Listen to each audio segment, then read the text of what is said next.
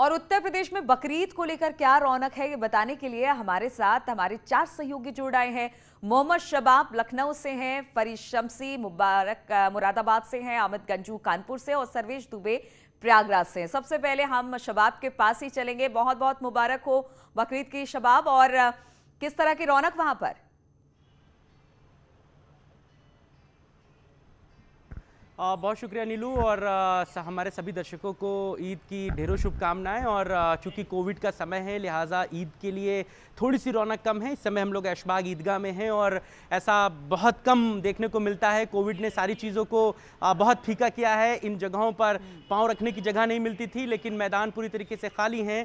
बाएं तरफ कैमरामैन आपको दिखाएंगे, जो मेन गेट है वहाँ पर ताला डाल दिया गया है। किसी भी आम नमाजी को अंदर नहीं आने दिया जा रहा है। बहुत सेलेक्टिव लोगों को ही नमाज पढ़ने की इजाज़त दी जा रही है। लोगों से लगातार अपील भी की जा रही थी कि लोग अपने घरों में ही नमाज पढ़ें। और ईदगाह की तरफ से, मौलाना खालिद रशीद की तरफ से, राज्य सरकार की तरफ से कोरोना को लेकर के गाइडलाइन जारी की गई थी, एडवाइजरी जारी की गई थी कि लोग अपने घरों में ही नमाज पढ़ें। बहुत चुनिंदा मस्जिदें ही खुली हुई हैं, जैसे लखनऊ की ईदगाह खुली हुई है, लेकिन जो शियों की सबसे बड़ी मस्जिद है आसिफी मस्जिद, जहां पर मौलाना कल्ब जवाद नमाज पढ़ाते थे जुमे की और ईद की, वो बंद रखी गई है। कल्ब जवाद की तरफ से ऐलान किया गया है कि लोग अपने घरों में ही नमाज पढ़ें। मौलाना कल्ब जवाद खुद ऑनलाइन नमाज पढ़ाएंगे और लोगों से जो है अपील कर रहे हैं कि वो लोग अपने घरों में पढ़ें। इसी तरीके से खालिद रशीद साहब ने भी ऐलान किया हुआ था कि लोग अपने घरों में ही नमाज को पढ़ें और जो लोग नमाज पढ़ें उसके बाद गले ना मिलें, कोविड प्रोटोकॉल का पालन करें। चूंकि नीलू ईद के इस मौके पर कुर्बानी होती है, त्याग और बलिदान का ये पर्व मनाया जाता है, लिहाजा लोगों से भी इस बात की अपील की जा रही है कि जो प्रोहिबिटेड जो जानवर हैं, जो प्रतिबंधित जानवर हैं, उनकी कुर्बानी ना की जाए और जो सार्वजनिक जगह हैं वहां पर कुर्बानी ना की जाए, सोशल मीडिया पर फोटो या वीडियो ना डाले जाएं। इस तरीके की तमाम अपील्स हैं और लोग भी इसका पालन कर रहे हैं। सुबह से ही त्यौहार की जो खुशियां हैं वो देखने को मिल रही हैं। हालांकि बारिश भी है, लेकिन इस कोविड प्रोटोकॉल का पूरा पालन करते हुए लोग बिल्कुल ईदगाहों ईद भी में मना रहे हैं। और ठीक है, कोविड है तो थोड़ी सी ईद फीकी जरूर है, लेकिन कोरोना प्रोटोकॉल का भी पालन करना है। फरीद शम्सी भी हमारे साथ मुरादाबाद से जुड़ गए हैं। फरीद, आपको भी ईद की बहुत बहुत मुबारकबाद। और किस तरह से वहां पर लोग ईद मना रहे हैं? जी नीलू, आपको भी और न्यूज़ 18 के सभी दर्शकों को ईद की मुबारकबाद।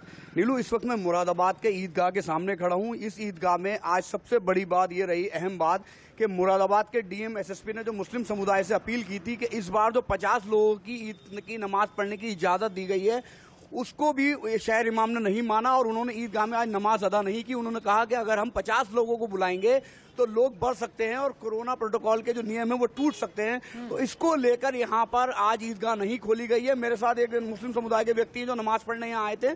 क्या नाम है आपका और क्या आए थे आप? मेरा नाम काशिफ खान है और मैं ईदगाह में नमाज़ पढ़ने आया था, मगर मुझे पता लगा कि इमाम साहब और हमारे मुरादाबाद के ज़िलाधिकारी ने ये अपील की थी कि इस ईदगाह में नमाज नहीं होगी, तो यहाँ पे आज नमाज नहीं हुई है। और हम सब ने अपनी स्थानीय मस्जिदों के साथ घरों में जो है ईद उल अज़हा की नमाज़ पढ़ी है और पूरी तरह से कोविड प्रोटोकॉल का हम पालन कर रहे हैं। और इस बार जैसे हम गले मिलते थे, हाथ मिलाते थे, मगर इस बार भी हमने ना गले मिले हैं ना हम हाथ मिलाए। इस अवसर मैं न्यूज़ 18 के साथ साथ मुख्यमंत्री जी को ईद उल अज़हा की मुबारकबाद देता हूं। तो आपने देखा नीलू, जो मुस्लिम समुदाय के लोग हैं उन्होंने भी शहर इमाम की और जिला प्रशासन की, मुख्यमंत्री की जो अपील थी उसका पालन किया है और ईदगाह में नमाज नहीं हुई है और लोगों ने अपने घर के आसपास जो मस्जिदें हैं वहाँ 50 लोगों ने नमाज अदा की है और कोविड प्रोटोकॉल का पूरा पालन किया है। बिल्कुल, तो खुशियां भी मनाएं और सुरक्षित रहकर मनाएं, इसी तरह की अपील हम भी कर रहे हैं। और अमित गंजू भी कानपुर से हमारे साथ जुड़ गए। अमित, हमने फरीद और शबाब दोनों की बात सुनी, वहां तो कोरोना प्रोटोकॉल का पालन हो रहा है, कानपुर में क्या तस्वीर दिख रही है ईद के इस मौके पर? देखिए नीलू जी, पहले तो आपको ईद उल अज़हा के इस त्यौहार की आपके माध्यम से करोड़ों दर्शकों को हार्दिक शुभकामनाएं। कुर्बानी के इस त्यौहार में इस बार सादगी और नियमों का पालन साफ तौर पर देखने को मिल रहा है। सब तो कानपुर की ईदगाह में खड़ा हूं। पहले तो अपने कैमरामैन से कहूंगा इस ईदगाह का दृश्य दिखाएं। ये कानपुर की सबसे बड़ी ईदगाह कही जाती है। यहाँ 3.5 लाख से ज्यादा लोग नमाज अदा करते हैं, चाहे वो बकरीद हो और चाहे ईद उल अज़हा की बात की जाए तो लोग सब करते हैं। लेकिन यहाँ सिर्फ और सिर्फ ताला जड़ा पड़ा है, अगर देखा जा सकता है ताला लगा हुआ है। और अगर सुरक्षा की बात करें तो सुरक्षा के पुख्ता इंतजाम किए गए हैं, क्योंकि कुर्बानी के इस त्यौहार में सार्वजनिक तौर पर कुर्बानी नहीं होगी, प्रतिबंधित जानवरों की कुर्बानी नहीं होगी, इसका भी विशेष ध्यान रखा गया है। और जहाँ तक मस्जिदों की बात की जाए तो मस्जिदों में जहाँ 50 लोगों की बात की जाए, देखिए इमाम साहब भी शायद आए हैं, हम इन्हीं से जानना चाहेंगे। इमाम साहब इस गाड़ी में बैठे, इमाम साहब हाँ, अभी देखिए इमाम साहब आए और इससे उतर इसलिए नहीं रहे क्योंकि कहीं ना कहीं यहाँ मना हो चुका था कि यहाँ सार्वजनिक तौर पर कोई ईदगाह पे नहीं आएगा, इसका भी विशेष ध्यान रखा गया था। और सबसे बड़ी बात नीलू जी, जो 50 लोगों की संख्या गई, वहाँ लोगों ने देखिए ये इमाम साहब आए हुए और यहाँ से गाड़ी से उतरे भी नहीं, सिर्फ ये देखने के लिए कि कहीं ऐसा तो नहीं कि लोग यहाँ इस ईदगाह पे आके, अगर सामने की मस्जिद की बात की जाए देखिए वहाँ भी ताला लगा हुआ है, यानी कोविड गाइडलाइंस का अब मुस्लिम समाज के लोगों ने भी सबसे अच्छी बात यही है कि जितने भी धर्म गुरु हैं वो लगातार लोगों से यही अपील कर रहे हैं कि आप अपने त्योहार को मनाइए, खुशियां मनाइए, लेकिन कोविड प्रोटोकॉल का खास ख्याल रखिए। और आपने जिस तरह से दिखाया कि इमाम साहब आए, देख कर गए कि सब कुछ ठीक ठाक वहां पर है कि नहीं, बहुत अच्छा मैसेज एक तरह से ये लोगों तक पहुंच रहा है। सर्वेश पे हमारे साथ प्रयागराज से हैं। सर्वेश, वहां पर ईद किस तरह से मनाई जा रही है और जो कोरोना प्रोटोकॉल के पालन की बात हो रही है, गाइडलाइन जारी किया गया है, उसको लोग फॉलो कर रहे हैं?